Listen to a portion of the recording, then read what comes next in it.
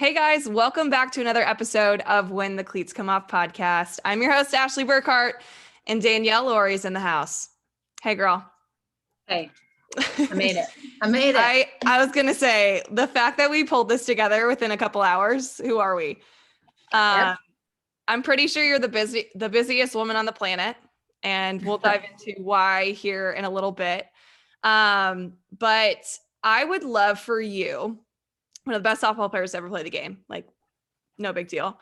I want you to share your journey. I want you to share. Yeah, like from the conception of when you started loving the game to where you are now. And let's listen. Okay. I'm going to try to keep it like under like 5 minutes if that's possible. So I started out playing baseball and I got cut from the Little League All-Star team, and that was at like 9. And I remember being devastated at the time, and my dad pulling me aside and being like, it's not because you're not good, because you're like one of the best players on the team. It's just, we got to move you into something else where we can potentially see some growth and you can do something with it, right? Like, I don't want my daughters to aspire to be baseball players. I'm not into it. My daughter's playing baseball right now, but she'll get to that point where it's time to move her on to something that she can do moving forward. I started out playing softball. I was terrible. Couldn't pitch.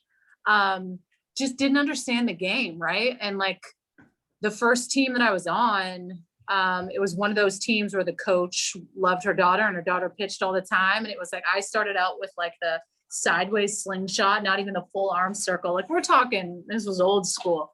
But one thing I can honestly say about my dad and my mom's not much of an athlete, but my dad is someone that like definitely saw something in me, where he committed so much of his time to that training piece, right? Like, we got after it and we trained and we trained and we trained, and it got me to that place where I started to get really good at it. And that confidence that he could instill in me to let me know that what I was doing was working made me fall more in love with the game. I got my first kind of kick at the can with Team Canada when I was 15 years old. This was a junior national team. And I got the opportunity to play in the 19 and under world championships in Nanjing, China. And that was kind of how my recruiting process started, right? Like at 15, I had no understanding, being a small town girl from Canada, Langley, BC, that like this could be something that I do at the collegiate level. We don't get to watch it on TV. But this was also my first dose of the whole mean girls in the sport, right? Like, I was 15 years old coming to this team that had been training together the last year and a half together. And they just inserted me in the last month and sent me off with the squad. And so that kind of gave me my first dose of, sometimes it doesn't matter how good you are, like that doesn't make people like you. It makes people dislike you at times. But it was kind of one of those learning experiences for me where it's like, at the end of the day, all I can control is what I can contribute. Like, I'm not someone that's going to go about my business and be mean to others. All I can do is, when I get the ball, do what I do. And at 15 years old, your mind is still brilliant and you don't know, a lot of those hard things about this game at that next level. You haven't been exposed to it that long yet. No. And it's beautiful. But so that's kind of how my recruiting process started. When we finished up, I cannot remember who the Team USA head coach was, but that was actually when Monica Abbott had just freshly signed to go to Tennessee. She was their big time pitcher. And the head coach came up to me and asked, like, do I want to play this sport in college? If that was even on the radar. And I remember being like, oh, I didn't know the opportunity was there. And this coach had got me in contact with Tony Rico with the Firecrackers, and kind of started chatting and figuring out that stuff. And my top 3 schools were Alabama, Nebraska, Washington. And I still remember the moment vividly when Coach Tar got the head coaching gig at Washington. The next day, she came to recruit me at the Canada Cup. And I remember these purple, like, unis, like, coming in, those old school, like, big Barney tracksuits. And I felt like so bougie. I was like, they're coming to watch me. Like, this is so awesome. And my mind was made up that I wanted to go there.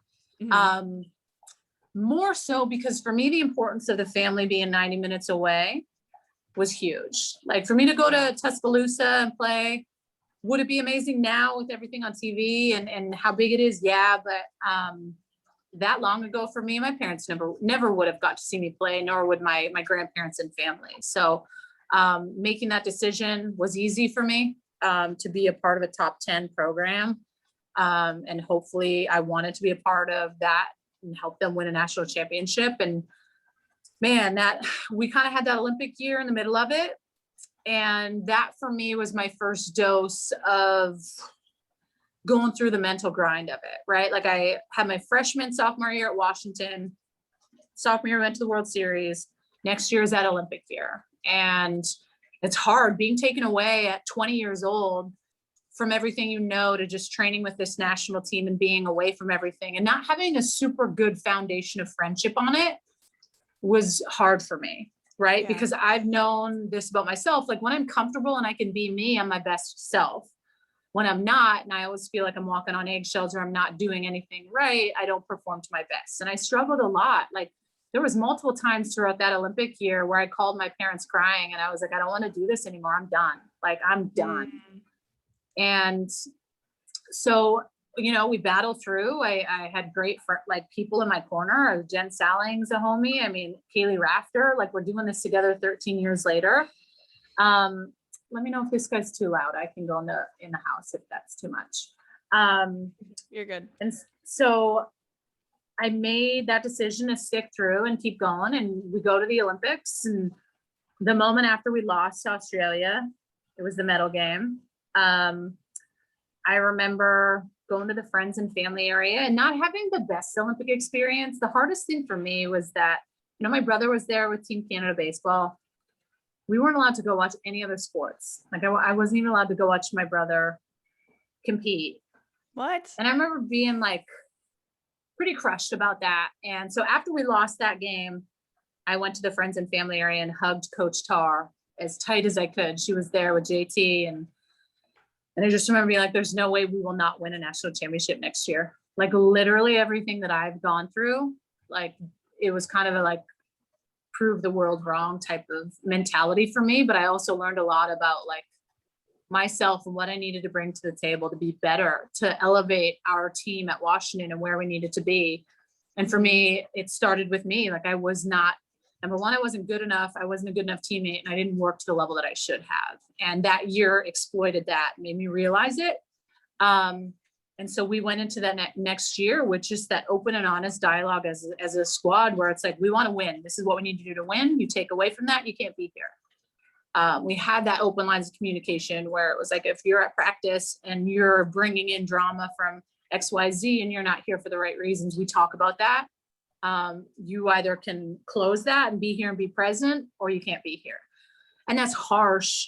What you got to learn is that you have 4 years to be the best that you possibly can be. And the first 2 years for me were dog crap, right? Like if I were to have ended my career, my freshman, sophomore year, what legacy would I have left on the program? And for me, it was nothing. You know, so we go through that whole year. I think the biggest, hardest moment for me was that UMass game, you know, that 15 inning game and the regional. I remember that game vividly. Oh my, you can pay me to go back to that. Oh my God. And I still remember like going through the motions of the stuff from Ken Ravizza, the sports psychologist who had helped us with Team Canada and then with Washington, of just like being present every single pitch and not taking a pitch off. And it's hard. Like I was gutted at the end of that game in a good way of like, man, I got nothing left to give.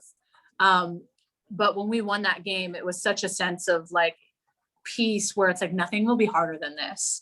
Like this to me just proved that there is no one better than our team, because we just played a 2.5 hour game before, and then we played a 5.5 hour game with a 30-minute break in between.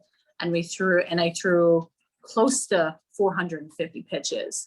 So if I can do that, I can do anything in the circle. Literally anything. Literally.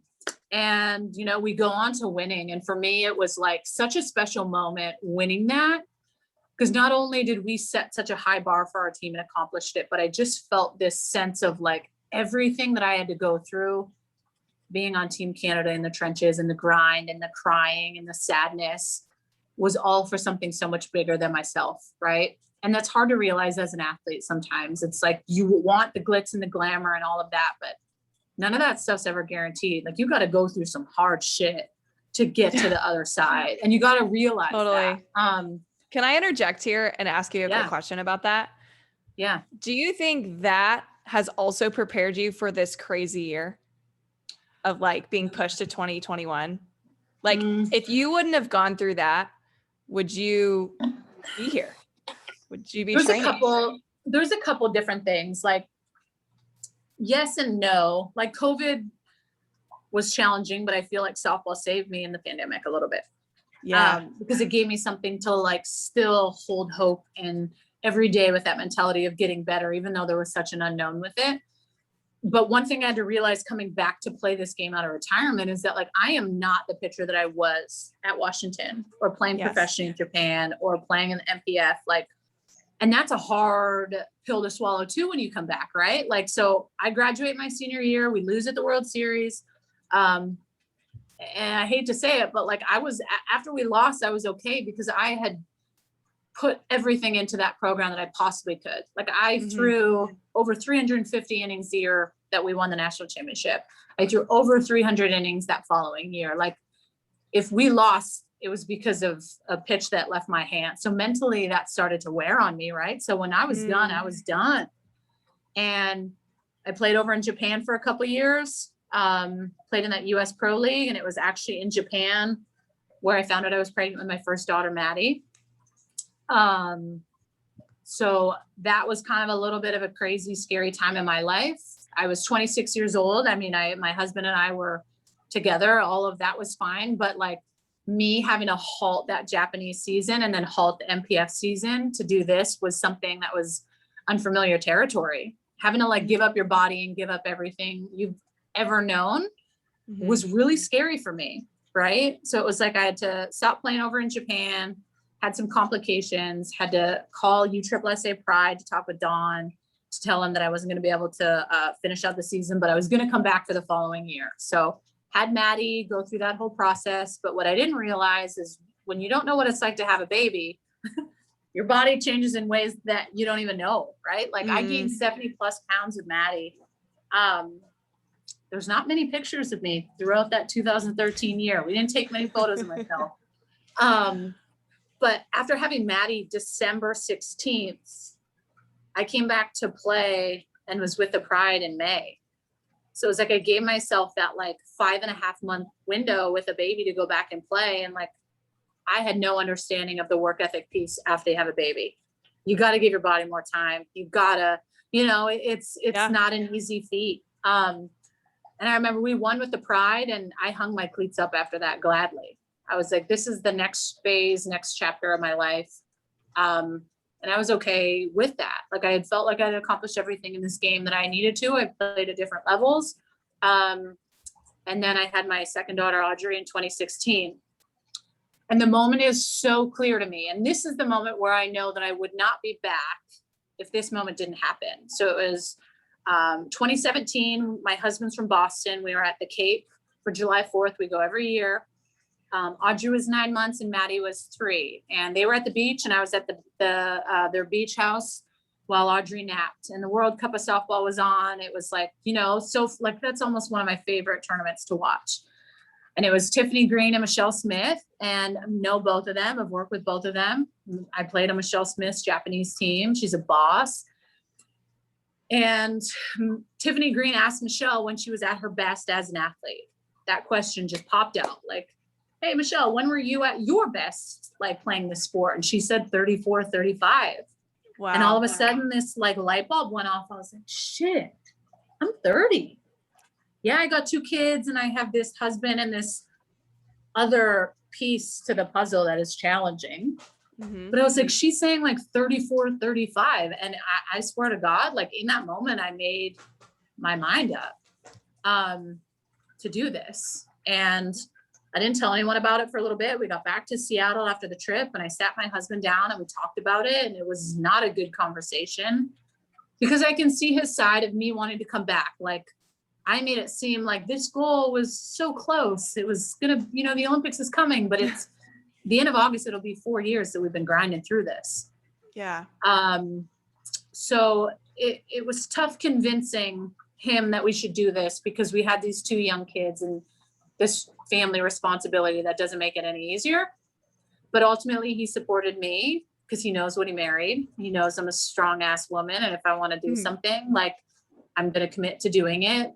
And we have had the most amazing people in our corner throughout this whole time, of just obviously my parents, our friends, our au pair who lived with us, had helped us with our kids, that have truly made it where, like, I can go away and feel at peace. It wasn't like that right away, but I've come to that place. I will say the pandemic for me was definitely one of the hardest times trying, I'm not so much dealing with, knock on wood, anything bad happening because of it, but the emotional struggles as an Olympic athlete, training and being in that place. That we left training camp in March of 2020, being like, we're going to the Olympics. It was the best I'd ever felt. It was the best our team was.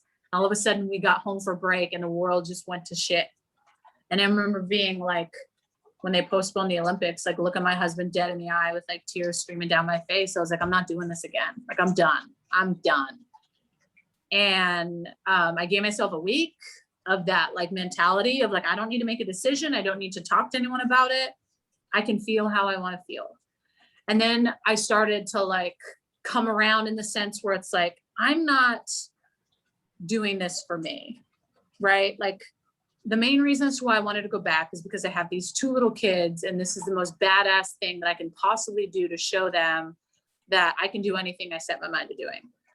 But a close second is the people that I'm grinding with, man. Like, we're talking about Kaylee Rafter, Jen Salling, Victoria Hayward, like Lauren Bay. Like, I went to the Olympics with 3 of these women 13 years ago. And if I bail on them, to me, it's just showing that I don't care enough about them.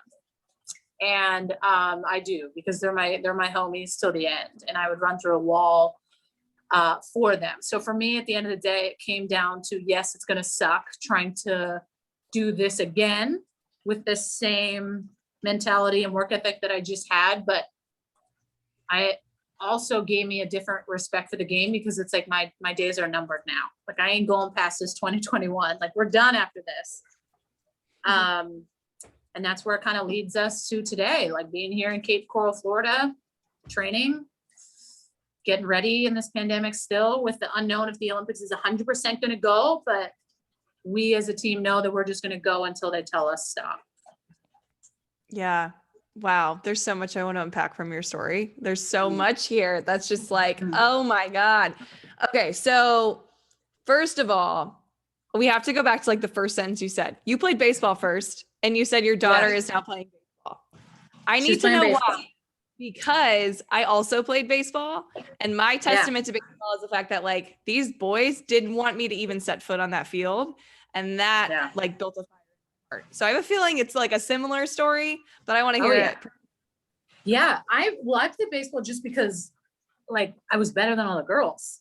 Yeah. And that's kind of where Maddie's at. Like, Maddie has been coming to my bullpens and training with me since I went back to play when she was 3 years old. And her dad, you played and was in the minor leagues for years. Like, Andrew is a guru at this sport, right? Like, he has developed her into this hitting phenom that I will take no responsibility in, because that was all him. So we've just been, every time we go to the cages to throw bullpens, like, we're letting her hit. She's pitching, she's doing things. So she's perfected her craft a little bit, to the point where it's like, we can't put her in with the girls yet, because I don't think that she's at the level where she can play down. Like, and she's still at this level with coach pitch where she's better than all of them. But she's 7 and she's never played the game yet. So for me, it's like, give her this 1 year to do coach pitch, evaluate maybe 1 more year of baseball, because I just think like looking at her being around all the boys brings the biggest smile to my face. Like, just her and her uni and her cute little bum and her athletic body. And I'm just like, bam, like, I made that. And she's just, she's so sweet. She just is so, her love of the game has grown because she's seen me do it. And that's, I think, one of the most special things that I've gotten being back in the game. Oh, that's beautiful. I love that. I really think that my sister, so I have a sister right now who's playing in college. And I think it's like, it feels kind of the same way. I'm 5 years older than her. And like, while I was trying to figure out myself in this game, she was always there too. And like, I'd hit and she'd be like, can I hit? And it was like this like authentic, I want to play. And it sounds like she's asking to practice. And I think she is.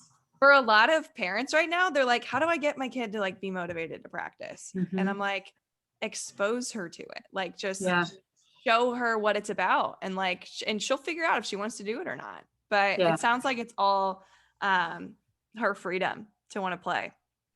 It is. That's the sweetest part.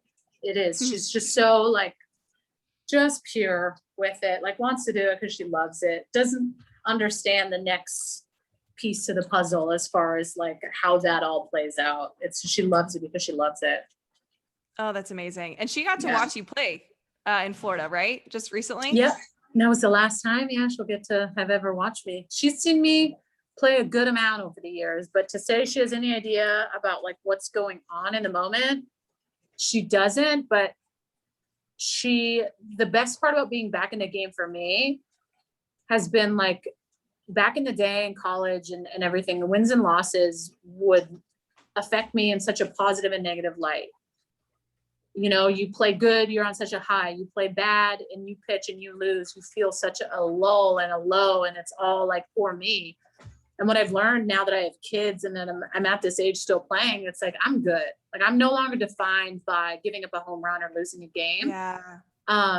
Because I have this support and stability in my life that makes me appreciate the moment so much more. Right. And when you don't have that mentality back in the day, you can be down for the count for 48 hours. Like, oh my God, I don't want to play anymore. I'm embarrassed. But I have these little kids that look up to me where the whole poor me.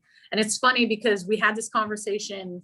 We just played Italy for 4 games and I did fine, but I struggled a little. Like I gave up 1 home run, 1 outing, and 1 home run the next outing. And when I was talking to my daughter about it, she was watching the game and I called her after the game later on. And I was just like, she's like, how are you? And I was like, mommy's just a little frustrated, still trying to work through some things. And I had given up a home run. And she's like, but you guys still won. Like, why are you so sad about it? And I was like, I can't explain to a 7-year-old, but I was just like, that mommy works really hard. And like, I'm just mommy's trying to work on things to get better. But then it just completely made me realize, like, snap out of it. Like, I can't be as mad and as frustrated as I was in that moment because I have such a greater responsibility of being a better teammate, being someone that can help lead the pitching staff, being a mom to these little kids. And a home run is not going to define what I am. Right. Mm-hmm. And I think that's just the perfectionist mentality that most females have. Like I deal with that all the time. And it's funny because the kid, in us would probably say the same thing, but we've kind of like hidden that. But Madison's like, no, mom, you guys won. Get over it. And you're like, wow, it's like my conscience trying to speak to me. I know. I love it. So you mentioned how you are a different pitcher now than you were at UW. Obviously, like that's like, it makes total sense. But do you feel like having your kids has allowed you to become a better and smarter pitcher now? Yes, I do. I just have a greater understanding of the game. I have a greater understanding of the moment, accountability at its finest. But the pressure piece of like being able to understand the moment for what it is. Mm-hmm. And I think that knowing that your time is dwindling in the game makes you realize that. And sometimes as female athletes, we don't know when our time's done, right? We don't have an exact countdown. Like sometimes when you graduate college, it's like, oh, I might still play or I might still do this, but like I know my time clock is ticking to when I never will play this game again. So it's made me just have a different respect for the preparation, the grind, the good, the bad, and the moments when you feel your heart racing and you're like, there's pressure here and I feel it. How can I control this? And it's like, there's been a couple of moments over the course of the last couple of years, the Olympic qualifier, when I went into a game in the Mexico game with bases loaded, 1 out. And, we have 7,000-8,000 fans in the stands. And I like feel my heart beating through my chest, running to the mound.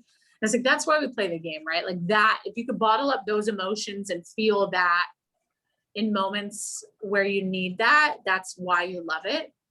But you also need to understand how to play through that and not make it like so much bigger than it is. And so for me in that moment, that was probably my one light bulb moment where I stepped off the mound and I literally did a 360 of where I was at. And I just found my kids in the left field and like thought about every single thing that I had done to get to this moment in time, where it's like not fearing the moment is huge.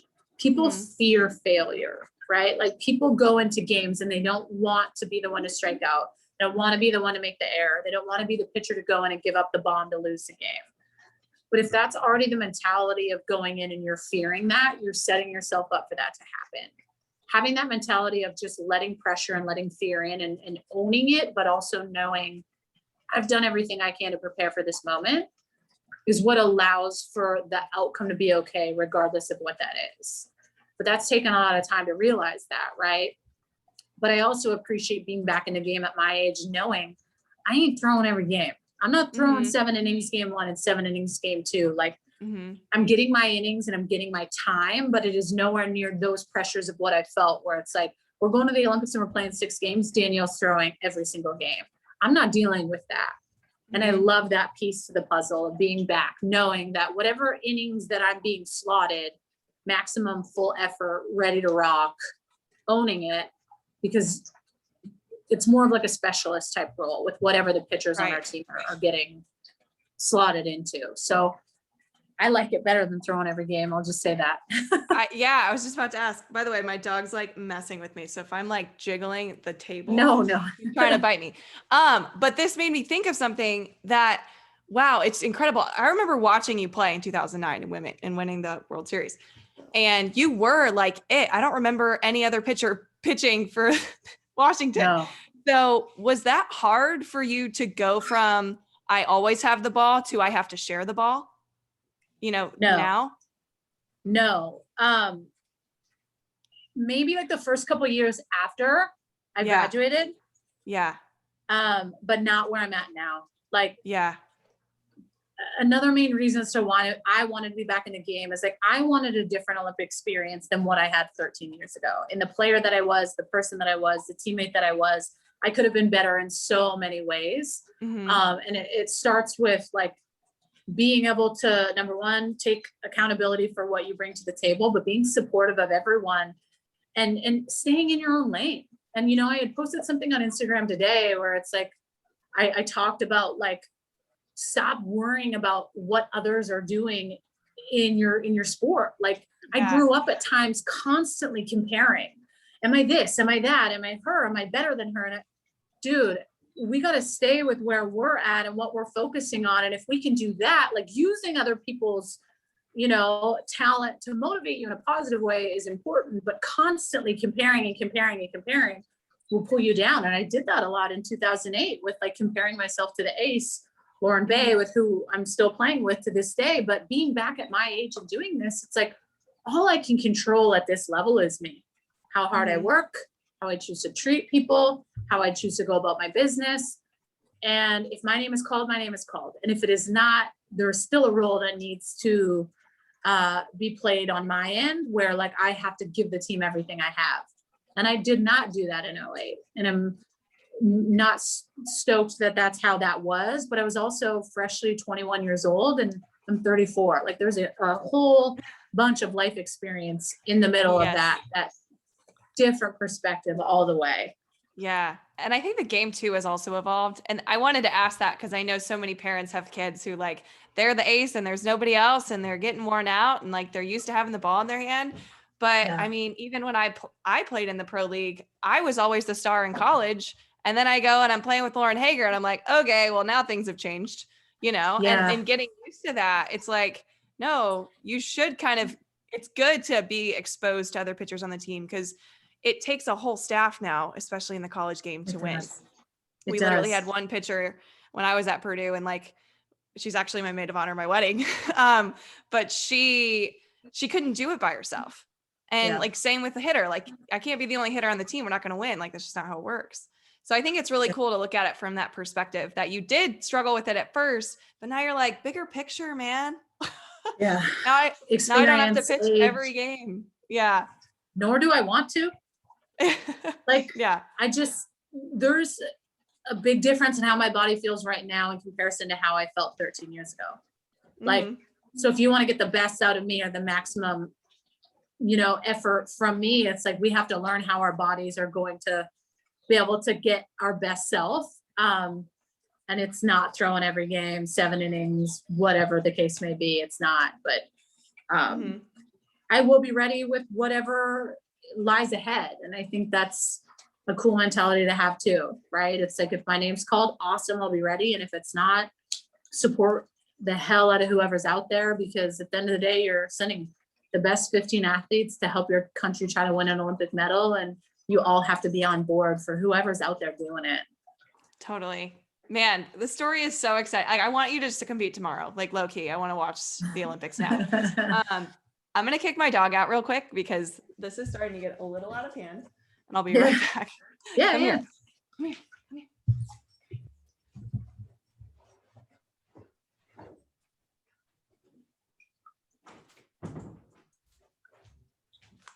All right. I really want to tap into the fact that you got to play for one of the best coaches out there, Heather Tarr, and JT, and like that whole staff. There's so much, and Morgan Stewart was on here and she talked about her experience with them. I want to know, what are like the biggest takeaways that you took from that staff? I would say staff was rumbled up a little when I first got there, right? Because it was Eve Gaw, Hirai, Coach Tarr for the first 2 years. And then when I came back after the Olympics, that's when Glasso was there on staff and JT was full-time on staff. And I would say, like, Coach Tarr to me is someone that like fully invests in the person that you are, not the athlete that you are. And I think that's such a huge, thing as an athlete, like going into a school and being talented. A coach could just utilize what I bring to the table as far as who I am as an athlete. But what I learned about HT, it's like, she's that one that like, yeah, she's a head coach. She's a little scary. She makes the big decisions, but she has my back at the end of the day. And if I know that she fully trusts the person and player that I am, that I will literally run through a wall for her. And she always did. And she never cookie cut me into a certain type of player or what I needed to be. And not that I didn't get along with Eve Gaw, the pitching coach, but like, we just didn't sync well together. Like, it wasn't like she was making me a ton better. And I remember the call when Coach Tarr was getting a new pitching coach post Olympics and said she was bringing Lance on board. And I remember getting on campus post Olympics and meeting him. And, like, I had a little bit of an ego because that's just like, this guy's coming into our program. And I remember he came in and wrapped his arms around me and he was just like, I'm so excited to like be here to help make you the absolute best pitcher that you're going to be. Like, I'm not coming in here to change you, make you different, but I'm going to be your support system this whole way through. And I will get you and give you anything you need to be the best that you can be. And I was like, holy shit. Like, that just gave me such a different feel for it. Because as a college athlete, you're usually being told what to do at all times. And we had such a good relationship in the sense of being able to talk the really hard parts of the game. And he was really open and honest with me to help me through things, but I was all really open and honest with him. And that kind of, I think, took a little bit of pressure off HT to just know that like Glass has got my back and we're able to have that good relationship. And when you trust the people that you're working for, I mean, the bond is there. And Glasso, like, I'm not the same pitcher that I was in 2009 if Glasso wasn't there. He just took me under his wing and supported me to the max. And, I had learned my backdoor curveball that year, which was really big to just add another pitch into righties away from lefties. But the confidence was huge. He'd run with me. He'd time my runs. And that's always been a huge part of my training. Like, for me, fitness is number one, because if I can put myself through really hard things, when I'm in the moment and things feel hard, I've already done harder. And so he would know that, and we would run post games and he would time me. We'd be on the warning track doing stuff. And that was important to have a support system with that. And JT was just chill all the way through. Like, he just kept it light and kept it good. But at the end of the day, like Coach Tar saw something in me, and I am, you know, forever grateful that she offered me that opportunity to play there, because being a Canadian and crossing the border and having to think about paying to play at that university, I wouldn't have put my parents through that burden of having to pay almost $80,000 a year, being international, and the list goes on. I would never have put my parents in that debt, nor would I have wanted to be in that debt. So without HTC and something in me, I'm not in the position that I'm in where I am right now, because I wouldn't have got that experience to play collegiately and continue to pursue this game in college and past college. So I owe her a lot, and I know she feels the same. You know, I was someone that she recruited and saw something in, but that was someone that could help her win her first ever national championship. So we have that connection and that uniqueness, and they've been a huge support in me being back playing the game. Like as soon as I made the decision in 2017 to come back, Glasso was the first person I called. He was catching bullpens. We were training together. He was helping me. It was almost like, you know, besides the fact that my body felt like it was hitting a wall every day because you want to be what you were, we realized together, like, I'm not going to be what I was, but let's figure out how I can become the best version of myself and have that help. And so I still owe them that thanks, even being in the position I'm in with Canada, you know, 3.5 years after I made the decision to come back. Yeah. Wow. They're like your coaches for life. Like they're like, yeah, it's like a blood relationship. Like blood is thicker than water to me. Like they are my family. That's a reason why I wanted to live in Washington. Like for my little girls to be able to go to those games and be at that university and watch women's sports and go to football games and see that was something that I didn't have growing up. But I know the impact it had on me at that level. I can't imagine, like Maddie can walk into the locker room and go over and see Sis, and it's chilling with Sis Bates and it's nothing. But another kid would be like, you know, shaking and, oh my God. And to Maddie, it's just like, this is just a little, like a badass player that is normal.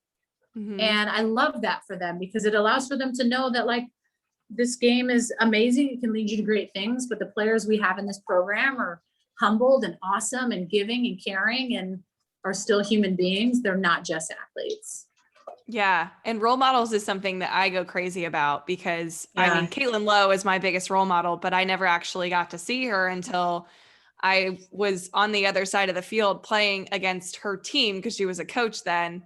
And it's so cool that Maddie gets to be around those athletes, because now it's like, hey, when Sis has an error, she gets to see what she does next.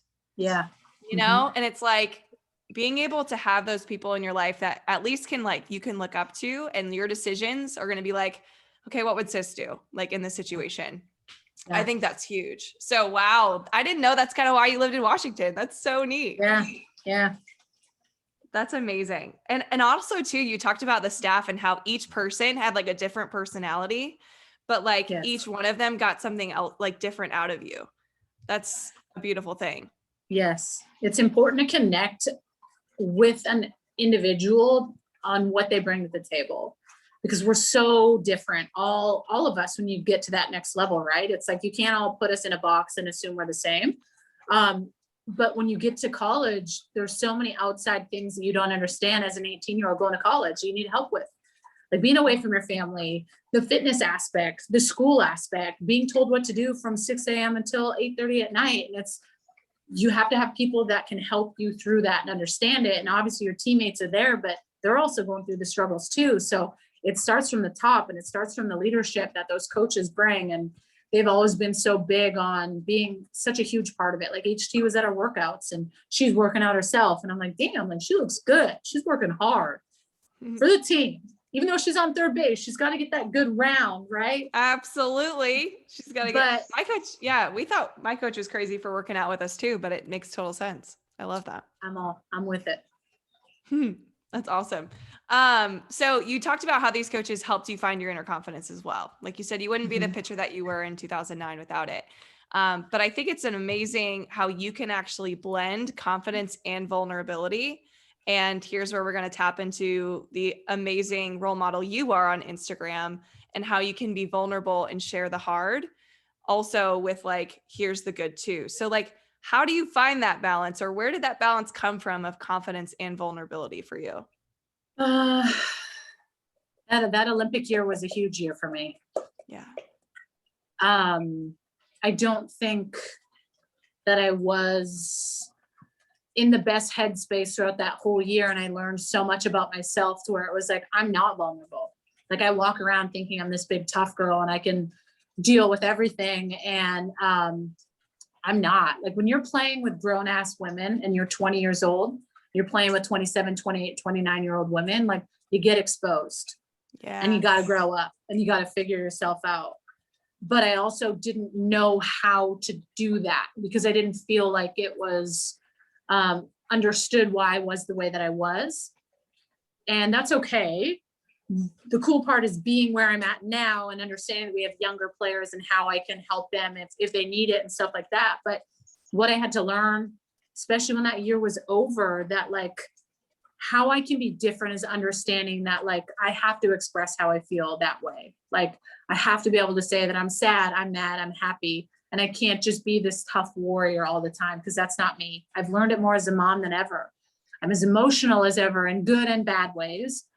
But I know that when I'm around people that I trust to my core, I can be who I am. And when I can be who I am, you will always get my best self. And I learned that in this sport. And for me, Washington was always family, always family. So I felt like I could always be my, authentic self all the time. And with Canada, I felt like back in the day, I could not. I had to be this fake person of, pretending I was this something that I wasn't. And I never played up to my full potential because of that. And then going back to Washington with Lance and discovering more about like what I bring to the table. 2012 was my last year with Team Canada, and continuing to play up until I did was awesome. But then coming back to play the game is where I truly realized like I'm my most vulnerable self right now because my life is so much harder than what this is.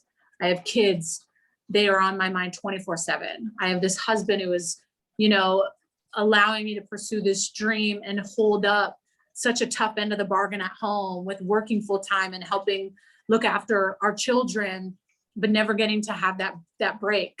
And like, I've just learned that I'm so much more vulnerable to how I feel about things. And being on this team and being surrounded by people that I've played with for, Jen Sally and Keely Rafter and I, we've been playing together for 15, 16 years. Like, each other well to the point where like you can be yourself.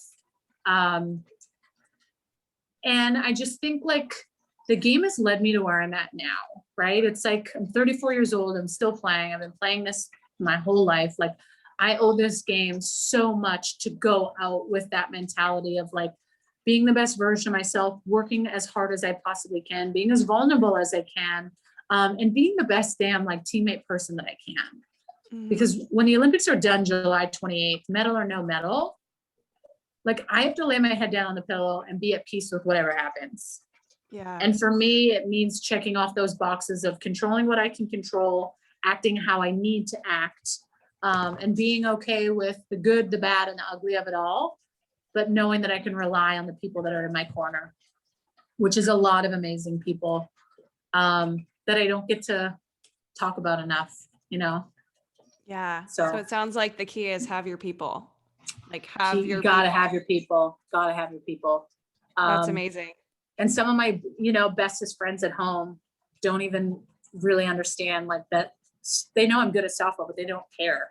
That's the best part, right? So it's like I can go home and dive back into this mom life with my mom friends that are amazing and awesome. And but at the end of the day, like they don't care about softball. They just care about who I am, and that's it. Softball has definitely sculpted me into who I am, but when there's a layer that comes off now that I'm a mom, that softball no longer defines what I am. Right. So man, we got to put that on a t-shirt. But like, isn't that just refreshing that you are somebody outside of the game? Because I can't tell you, I'm 4 years out of playing now, and I'm just now figuring out who I am outside of the game. Like I was out too, and then I was drawn back. But I think the reason was because I didn't know who I was outside of softball. And I think every player kind of deals with that. Wow. But the fact that you have gone through that and also are like where you are mentally, it's like, Dude, when the cleats come off, title of the podcast, but like when they do come off on July 28th, after you win a gold medal, what do you have to look forward to? Like, what's next? I need to know. Yeah. I am extremely in love with my career in being a softball analyst. Yeah.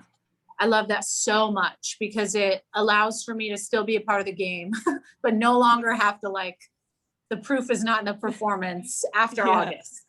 Yeah. And so for me, it's like that's hopefully will be a huge part of the next, 10 years of my life, where it's like I'm involved in the game and I'm helping call games and I'm being present and seeing the talent come in as a freshman and graduate as a senior and the game evolve, and getting to get paid to give my opinion on it is amazing. I would love to have another kid. I think my husband is in such a thick of how hard our life is right now. So it's hard for him to see that, which I totally get. And I just think being a mom in the sense where it's like, I know things are going to start to speed up. And as much as I want to slow them down, I know Maddie's going to get, more and more and more into sports. And it's not just you go to baseball practice and you're good. It's like, no, we need to go to the cage because we need to train. You don't just go to practice and you're good. We got to do things on our own. And I've always had to do that for me the last 4 years, more so than give to them. So I'm excited to be able to give to them without my time being needed for my team. Mm-hmm. As of right now, that's kind of where I'm at. I love my job and I'm hoping that I can continue to do that as long as I can and love all my kids and be that softball sports mom with whatever it is they choose to do, but never put that pressure on them that they need to be what I was, because that's not the expectation. I just want them to be happy with whatever it is and be amazing at it and put forth the effort to be the best at whatever that may be. And that's something that was instilled in me at a really young age. It's, if you're going to do something, you want to do it to the best of your ability. If not, why are we wasting our time and our money and our energy? So, right. Man, you're setting the standard really high for just the game itself. You know what I mean? It's like when you mentioned how you for 4 years have been doing the extra work. So many people, they want the easy way out right now. There is no easy way out, to anything. If you want to be the best at anything, it takes the extra work, and you're setting the best example, especially because you're not just sharing the good, you're also sharing the hard. And I think that's really special. And you're the best role model for your kids in the world, and more than just your kids. I have to ask though. So I listened to an interview that you had on another podcast, and I am a big visualization person, and I know how badly you want to have a gold medal on your chest, but you literally said the words, I see myself with a gold medal on my chest. And you are visualizing that right now. What is the reason behind that for you? Funny. I have the picture on my phone. I look at that. This is great. Every day. I don't know, man. I think in sport, it's if you don't already see yourself being successful in doing that, what the hell is the point of the grind? Yeah. It's not guaranteed. The medal is not guaranteed, but if I already haven't put myself in a position to believe that I'm capable of doing that, why would I be willing to put forth this effort day in and day out to just get there and be oh, I hope it works. I hope it comes together. It's but I've also learned the older I get, I have to prepare for both ends. I've prepared for losing and I've prepared for winning, right? I know the emotion of what I will feel in the moment if we win, and I know the emotion of what I will feel when we lose. It's when you don't prepare to understand what the failure will feel like that you are devastated to your core for years on end. At the end of the day, the work speaks for itself. And that should always be what allows the outcome to be okay. Because it is sport. You're going to win some and you're going to lose some. And to be okay with winning that damn thing at the end and being bougie and whatever, and we did it, you got to have that work that goes into it day in and day out. But when you go out there and you literally leave your heart on the field and you lose, I can't be mad at that. Because I did everything that I possibly can do. And sometimes things are just out of your control. And that's the hardest thing playing sport, but that's the beauty of it. because it's the road that gets you to that moment, like that you needed to appreciate more than ever. Like I look at that national championship, right? It's like, everyone's like, oh my God, was your favorite part like winning that national championship and holding the trophy up? It's like, nah, bro, that whole year of doing that as a team and the selfless talks and grinding and fitness testing and tears and hating the night before when you couldn't sleep because you were so nervous, but you did it as a team. And those are the things that build you up to hopefully being in the best place for that moment. But that's the stuff you remember your whole life. It's not just that moment of the medal. Would that be the cherry on top? Hell yes. But if it doesn't happen, I'm at peace with where I'm at. I'm at peace with the people that I'm playing this game with. And I know that we've worked to the level that we have the opportunity as a team to fight for an Olympic medal. That's all that matters to me, right? You got your best 15 athletes. If you know you did everything in your power to train to the best of your ability, that's all that you can possibly do. Oh my gosh. There's never been a better answer to anything on the podcast. That was so good. And you're in the midst of training. You're in the midst of the grind right now. I don't want to say it's almost over, but like it's almost over. So like you're close and you're doing everything that's possible for you to set yourself up to put yourself in the best position to win. And man, it's been fun to watch from afar. Let me tell you. Thank you. So I know I mentioned Instagram and some people on here are probably like, what is Instagram? But I don't care. What is your Instagram handle so people can keep following your journey? Yeah. It's just Danielle Lawrie-15. It's pretty self-explanatory. I think the coolest thing about the social media piece for me, it's that like what you see is what you get on both ends. And I think that's the best thing that you can do if you have that platform, right? It's like, you'll see me and who I am and know that that's exactly the same person. I mean, if I could leave this podcast with anything, it would be for the softball moms and the moms that at times have not wanted to put themselves first. That's the one thing that I had to learn how to do. Because when I had kids, I felt like that was the only thing in life that mattered at that time. And I went through that kind of, not depression, but like, oh my God, is this going to be the rest of my life where I just have kids and this is it? And I had to learn that when I made the decision to go back in the game and play, I was filling my bucket in a way that I didn't know was possible, that allowed for me to be an even better and a more incredible mom because of that. And I mean, the mom guilt is real. The mom shame is real. The amount of people that have asked me like why I choose to do this and be away from my kids and how I can put my husband through this. It's like, the one answer to that is like, no one knows what the hell happens when the doors are closed. No one knows what's going on in my house or how my husband and I go about our business. But the only thing that matters is like him and I are on the same page.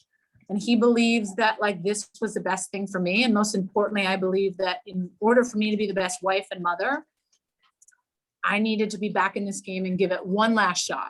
And I no longer wanted to put myself on the back burner. So for the moms that feel that or don't want to put themselves first, or, you know, whether it's they're guilty for working part-time or guilty for working full-time or not getting to be at their kids' practice all the time or whatever it may be, you deserve to feel fulfilled in your life. And your kids are better off when you feel that way. So take the plunge on that, because that is such an important lesson that I've learned. It's like, we have one life here, man. And it's like happiness means so much and kids sense it. My kids aren't going to remember me being gone these next 3 months. I'll see them one more time, but they're not going to remember that in the grand scheme of things. But they'll know when I'm back and I'm happy and we're in that groove in our life, like mom's happy and that's all that matters. Gotta take care of yourself. I love that so much. Yeah. So before I let you go, I want to ask you some quick, like rapid fire, I call them 5 to Thrive questions. You cool with it? Okay. Yep. All right. Just whatever comes to mind first. The first question I want to ask you is, what's your favorite thing about the game? Oh man, striking people out. I like striking people out. I do. That's what attracted me to pitching. I was like, dang, I'm making them like walk back to the dugout. It's me. I like that. Great answer. What advice would you give your 12-year-old self? All you can control is how hard you choose to work. You can't control what the coach does. You can't control what your teammates do, But if you're in control of yourself in that moment, that's all that matters. Perfect answer. What's the greatest lesson that your parents taught you? To compete,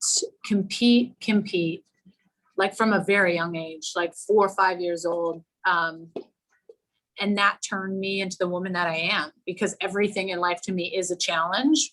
I've learned over time, like I don't need to just like beat everyone and make fun of them, but like even my husband and I are competitive about things. And that's life. I've always enjoyed that sense of, we play cards, I'm going to beat you. We play crib, I'm going to destroy you. It's the fun part about life, winning. Totally. I love that answer. Same thing with my parents. I would not be who I am without that competitive fire. It does come to my disadvantage sometimes, I will say. Like when I met the in-laws and we went bowling for the first time and they beat me, I wasn't okay with it. You shouldn't be. You just got to get better at bowling. Got to get better at bowling. I got really embarrassed when Ben's dad beat me. I was like, this is awful. Yeah. But he's actually a good bowler. So like, okay. Actually, it brings me to a point. So my fiance, he played golf in college. And so whenever we go out and play, I get so mad. Like I get so mad if I shank it. I get so mad if I miss a close putt. And he's just like, dude, you're not good enough to get mad at yourself. I have learned that with golf though. I have learned that with golf because my husband's a big golfer too. That sport humbled me more than most. Seriously. I thought we had it bad. Golf has it worse. Like straight up. It's the hardest sport in the world. It totally is. I totally agree with that. Yeah. All right. Fourth question. Who is someone that you look up to most right now and why? Man. Besides, obviously my parents, they're huge. This COVID year has been such a shit show with not being able to see them. I'm like my teammates, man, like the ones I'm doing this with, it's pretty crazy. So, I mean, I got to look up to the ones that we've been grinding with, Jen and Raph, Vic, like there's been some women on my team that have been here since 2009, not competing in an Olympic Games, 12 years. Yeah. So to me, the Olympics is so much bigger to go because of players like that. And I look up to them for being able to continue to wear Canada across your chest without an Olympic opportunity. So for me, it's like, man, I need to see it through because of those women too. Yeah. And it sounds like just being around them makes you a better person too. Just it does. It's together. I mean, never again in my life am I going to get to live with my best friends and sleep till 10. I need to soak that up as long as I can.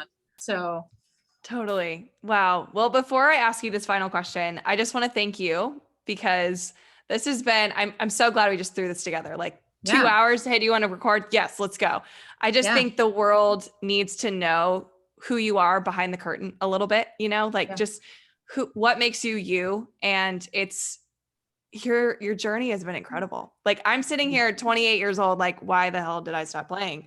But like seeing you do it, it's like, I am such a fan of Danielle Lawrie. Like you are you are shining your light and sharing so much vulnerability that it's truly changing our game. So I just want to thank you for that. Thank you. I appreciate that more than you know. Seriously. Thank you. I love it. Okay. Ready for the final question? I am. All right. I hope you don't cry during this part. I shouldn't have said that. What legacy do you want to leave on not only this game, but your girls? Oh man, the legacy. I would say in the game, I think for me, it's like the work piece is such a huge part in the forefront of my mind. Yeah. So knowing like that Save the Last Dance documentary was the best thing to come out of COVID because it just gave me such a clear perspective on Michael Jordan and the mentality of being a beast. And I think understanding that there was things that he would say throughout that, like, I'm never going to ask someone to do what I already haven't done. And for me, that has been such a huge piece, medal or no medal. Like I have put myself through the ringer at Washington. I've put myself through it playing professionally in Japan. And I've put myself through it harder than I ever thought was possible over the course of these last 4 years, but more importantly, over the last year and a half. So as much as not a lot of people get to see when the lights are dark, because you're doing a lot of that work, when the lights are bright, that's when you hope that you can play up to that potential. but how I go about carrying myself, how when I'm in that position to play, that I can just do what I can do. But how I choose to treat people matters. And I'm big on that. I'm big on people knowing that Danielle worked as hard as she could. She came back with this Team Canada and was a completely different person player than we ever thought was possible, because I did used to be a little bit of a dick. But I think knowing that I've done everything in my power to be the best version of me is huge. As far as the legacy for my little girls, man, it's like, I've been writing these journals, and this was actually Sue Enquist's suggestion, because I reached out to her before coming on this trip, because I was nervous wreck. I was like, I don't know how I'm going to be away from my kids. Like, my mom heart, how am I going to do it? And she was so big on just like letting the shit show in and knowing that it is going to be so, so hard. Acknowledge it, let it in, and find a way to create the same routines that you do at home. And she was big on like these little journals. She's like, you should write a journal entry to your kids every night. And just whether it's a memory from the day, whether it's a moment in time, something that you went through, like the weekend I wrote in of after the Italy game, and I gave up the home runs and what I was feeling. So in 5 or 6 or 7 years, like they can look back on these things and know that like my mom did this, and like she went through this, and she still thought about me. And so that's something that can hopefully help them in the future with whatever they choose to do, but to know that if I did it, y'all can do it. And I still tell Maddie that to this day. It's like, if I'm doing this, like you have no room to complain if you think running a lap in PE is hard. Okay. Like we're not going to talk about that. But I just need them to know that whatever it is they choose to do, like they can do it because their mom can do it too. So. Wow. Sue Enquist, man, what would this She's world the be without bomb. her? She's the bomb. Yeah, she's special. I had her on, and I think I asked her 4 total questions the entire time, and it was a 2-hour podcast. It was just like, she just had Natasha Watley, she called him Sueisms. She just had him like over and over and over, all these gems. But wow, like telling her like, you're going to have the pain, let it in and accept it. Wow. Yeah. That's a beautiful thing. I did. That's the best piece of advice I'd heard. It's like, you can't like go into it and expect it's going to be really easy, because it's not. You got to own it. It's going to suck, battle through it, be better because of it. And that's exactly what I've done. I haven't hit that threshold yet where I'm like, I'm balling and I want to go home. I know I'll have that period, because we get one more break for 5 days in the middle of May, and then I won't see my kids until the end of July. So it'll be almost 2 months without seeing them. But then I'm done playing this game forever. So it's like having that perspective. Yeah, it'll suck, but at the end of the day, I think I owe it to the game to give everything that I have and hang my cleats up and not feel guilty about it. So we'll see. I'm letting it in. It's going to be hard. We'll be fine. Yeah. Well, you're a rock star. Thank you so much, Danielle, for being on the podcast. This was such a fun interview. Yes. Thanks for having me. I'm glad it worked. Me too.